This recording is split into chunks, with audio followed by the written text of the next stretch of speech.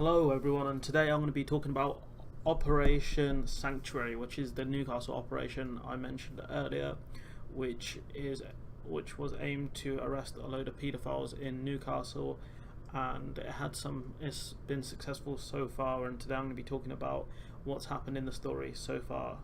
So 18 people have been convicted of abusing girls in Newcastle who were piled with drugs and alcohol before being forced to have sex with the rapists. Some of the victims were as young as 14, which is extremely young, and so far 17 men and 1 woman were convicted of rape, supplying drugs, and conspiracy to incite prostitution. So not only were they rapists, but they also used drugs to rape these girls, and they used them as prostitutes to make money off them, which is crazy. Over the course of the 4 trials, 20 young women, brave girls, gave evidence. I wouldn't really define them as young women, they're more girls, to be honest, about 14 and 17, so I guess it's up to you how to define it. These trials involved 26 defendants, so far they've got 18 people who are convicted, but there are 26 people involved so far, and I think this case is going to expand a lot, and I'll go into why that is in a second. The victims were at first flattered by the attention of the men, who apparently befriended them. So what they would probably do is like inbox them on Facebook or whatever, buy them some nice things, and then once they've got them to come out of their safe space, or go with them to certain places, they're applying with drugs and alcohol and cause them to become addicted to these things, and that's when they get ultimate power over them, I guess, because then essentially you'll have to do whatever they want to get alcohol and drugs, which are extremely addictive, especially to people of that age. So they were given bags of MCAT, which is methadone, and the prosecution have said they became vulnerable victims of an organised, cynical, systematic organisation, which they were passed between their abusers. So essentially they were saying that once one person or one man raped them, they were passed off to another man, and then probably passed on to a few more, which is really grim, to be honest, because when you think of someone being raped, you just think one person, but this is a lot of people committing the act on one person, probably one after the other, which is really grim to think of, because they'd want the ordeal to be over, but no, there's another person. But anyways, some spoke of being too intoxicated to defend themselves, which makes sense, because they probably used a lot of alcohol, some very strong drugs. Methadone is a strong drug in itself, so I'm not too surprised about that. One of the victims said, "They told us what she would do for them for money and drugs, or else she'd get battered." So I think that means that they told her what to do, or they would just beat her up. And another one said, "I knew that if I wanted drugs or alcohol, we would have had to do something." And so these guys, they got them addicted to drugs or alcohol or both, and then in order for them to get what they needed, because obviously the body, once you get addicted to these things, you start craving it. So what happened was, after they became addicts, they used the addiction against them in order for the men to get what they wanted. So that's a brief bit of the story.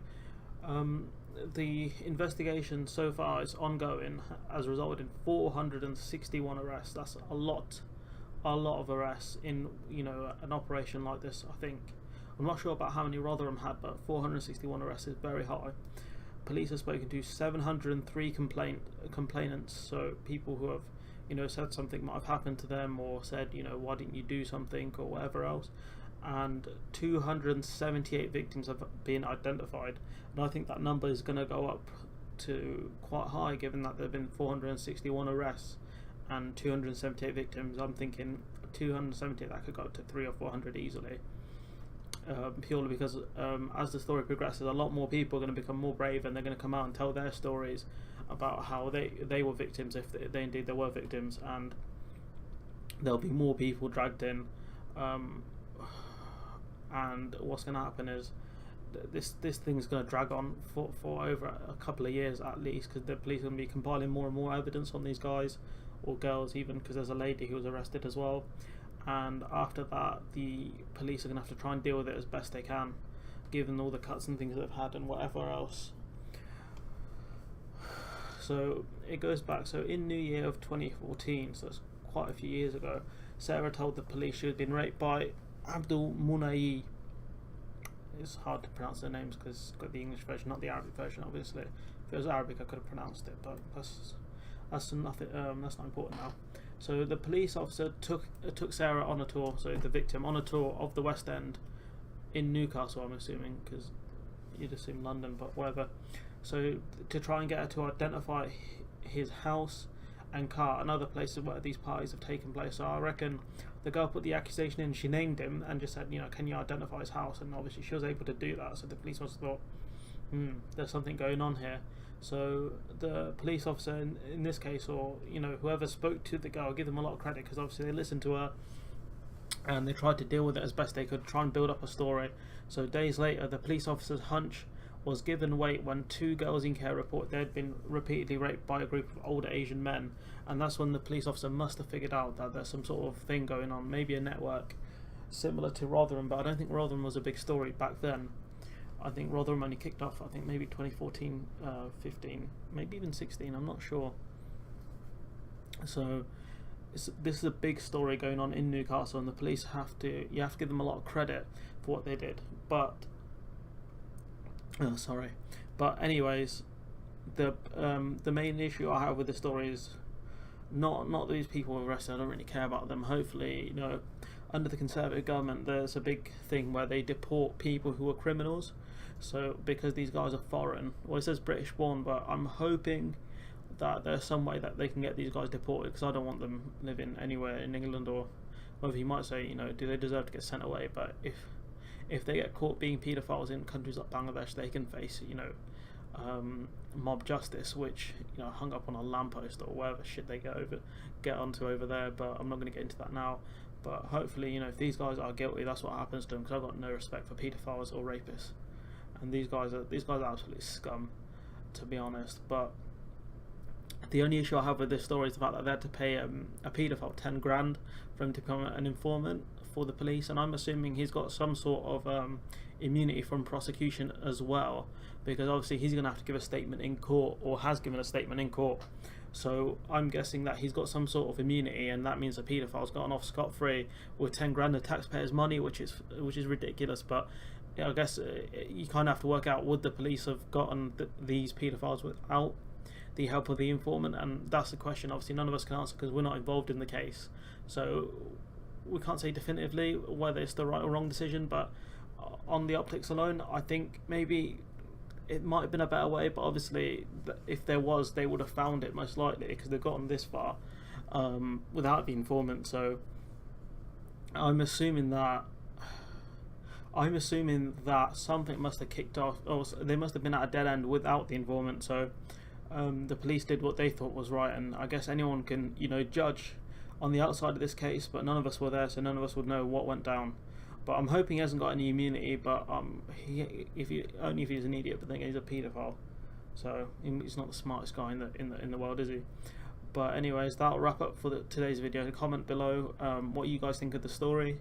Do you think that they should be deported? And if you think that this, how big do you think this case is going to blow up to? Because there's a lot of people involved in this, and hopefully they all get caught, but people slip through the nets and whatever. So I'm hoping that the police can do the best that they can and arrest as many people who are guilty of being paedophiles. And I don't care if anyone who plays the race card in this one or has played it before, people who play the race card for no reason, this is the kind of shit that can happen. And you might say I'm exaggerating here, but the police tend to be slightly reluctant to get involved if they think someone's going to play the race card, because the police don't want to be branded as racist, because it makes their job a lot more difficult. And the fact that the media will jump on it and they'll say, Newcastle police or accused of racism by such and such a people, and then they'll have to come out and make statements and whatever else. So I'm hoping people understand that only play the race card where you think it's legitimate to, if you think you're dismissed because of your race or whatever, don't play it because someone who's being investigated for doing, being a rapist or whatever. Don't do that, you fucking idiots.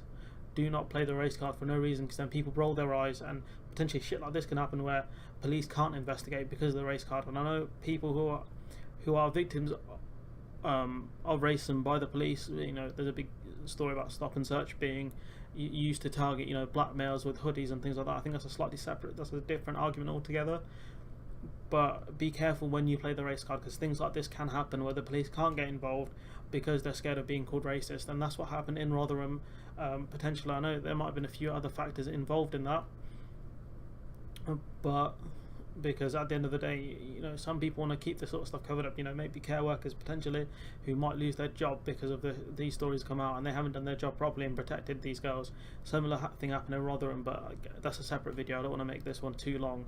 But tell me what you guys think in the comments below about this story and how far it's going to go.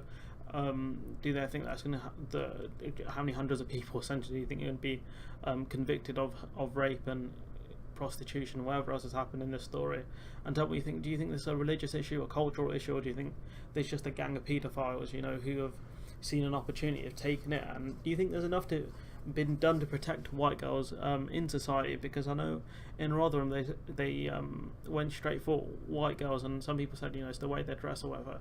Not an excuse, because it's fucking weak. I know it's a weak source excuse to use to say that they were targeted because they were dressed. It's not a great line of argument, to be honest. But anyways, tell me what you guys think. You know, is this religion, culture, or just, you know, just an event that would have happened regardless of skin colour? And do you think that society has done enough to protect white girls or girls in general from paedophiles and rapists, and or even boys, to be honest, because they're victims of it as well?